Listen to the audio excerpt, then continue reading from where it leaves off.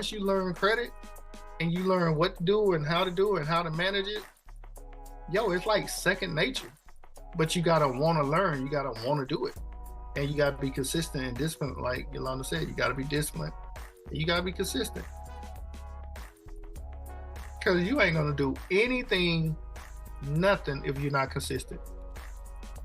You will never accomplish anything. You can't name one thing somebody have done if they wasn't consistent.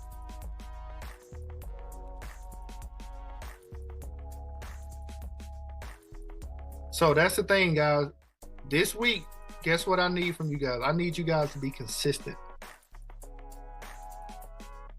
Somebody put consistent in the chat. I need all you guys to be consistent at doing whatever it is you're doing. Keep doing it, right? Comment, credit, and I'll send you the free resources.